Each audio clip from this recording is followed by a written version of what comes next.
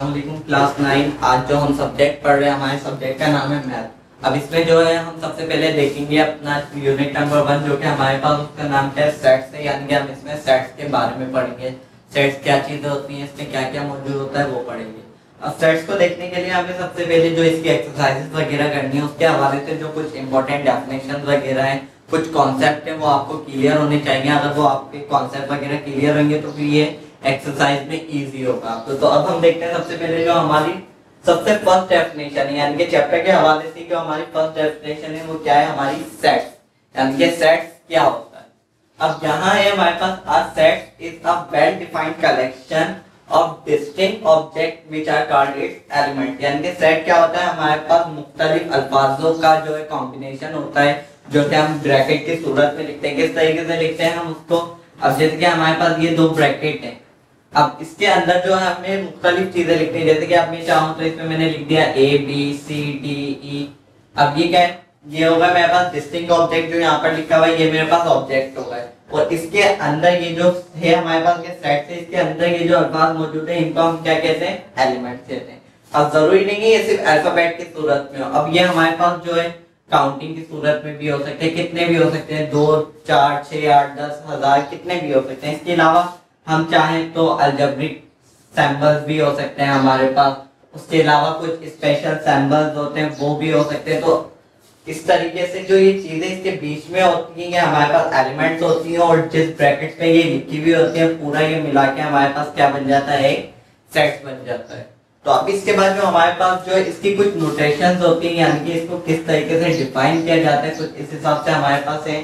तो हमारे पास क्या है नोटेशन में, सबसे पहले क्या है हमारे पास टैबुलर फॉर्म। अब इसकी 3 फॉर्म्स हैं, एक हमारे पास टैबुलर फॉर्म होती है सेट की, एक डिस्क्रिप्टिव फॉर्म होती है और एक सेट बिल्डर फॉर्म होती है। तो अब हम क्या करेंगे, सबसे पहले हम एक एक करके तीनों को डिफाइन करेंगे। जो हमारे पास पहले है वो क्या है, टैबुलर फॉर्म है। अब इसमें हमारे पास क्या होता है, लिखा हुआ है अ सेट में define with the help of element, यानी कि ऐसा सेट जिसको हम एलिमेंट्स की मदद से डिफाइन करें वो हमारा क्या होता है, टैबुलर फॉर्म होता है।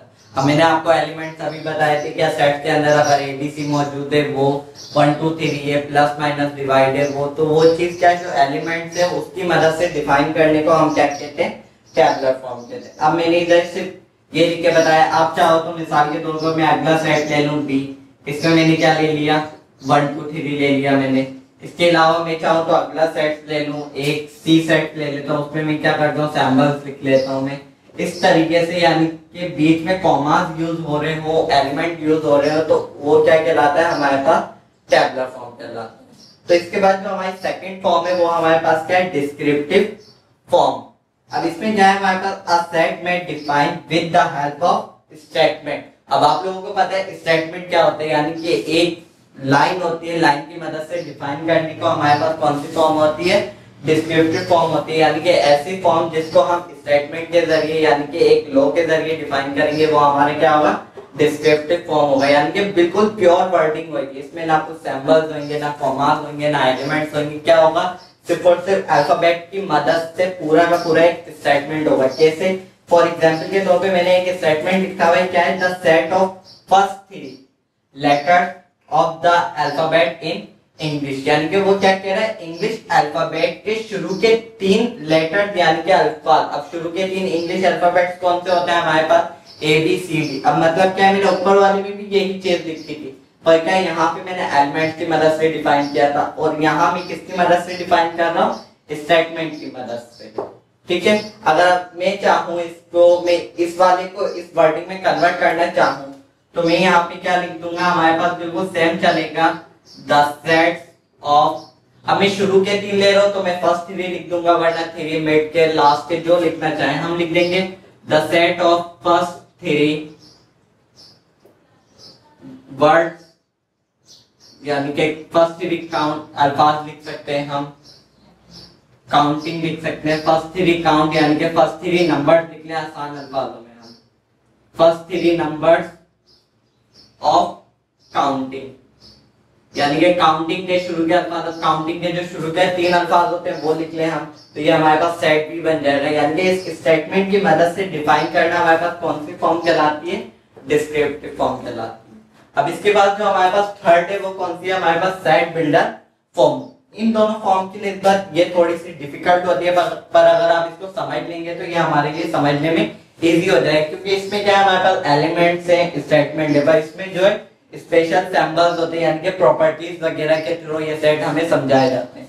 अब इसमें हमारे पास क्या है, सेट्स में define with the help of certain property, यानी कि प्रॉपर्टी की मदद से डिफाइन करेंगे तो वो हमारे पास कौन सा सेट कहलाता है, सेट बिल्डर फॉर्म कहलाता है। अब इसमें हमने क्या लिखा है, अब ये जो है हमारे पास ये प्रॉपर्टी आ रही है, ये क्या है हमारे पास प्रॉपर्टी है, इसको हम क्या कहते हैं, इसका नाम होता है साइड डेप्थ। यानी कि अब आप कहीं भी देखो, अगर आपको इस तरीके से लिखे x साइड डेप्थ x, तो ये हमारे पास कौन सी प्रॉपर्टी हो जाएगी, सेट बिल्डर फॉर्म हो जाएगी। तो हमारा आसानी से जो हमें देखना है कि सेट बिल्डर फॉर्म है, डिस्क्रिप्टिव है या टेबुलर है, तो हम इनसे निशानी लगा सकते हैं। अगर सिर्फ एलिमेंट हो तो टेबुलर फॉर्म हो जाएगी, सिर्फ स्टेटमेंट हो तो डिस्क्रिप्टिव फॉर्म हो जाएगी, और अगर ये चीज आ रही हो तो ये हमारे पास क्या हो जाएगी, हमारे पास सेट बिल्डर फॉर्म हो जाएगी। अब इसमें क्या लिखा हुआ है इन्होंने, x साइडर x, यानी कि x कह रहा है x की जो वैल्यू है वो क्या है, इज एन ओड नंबर, यानी कि x की वैल्यू क्या है, ओड नंबर आएगी। अब आपको पता है ओड नंबर क्या होने चाहिए हमारे पास,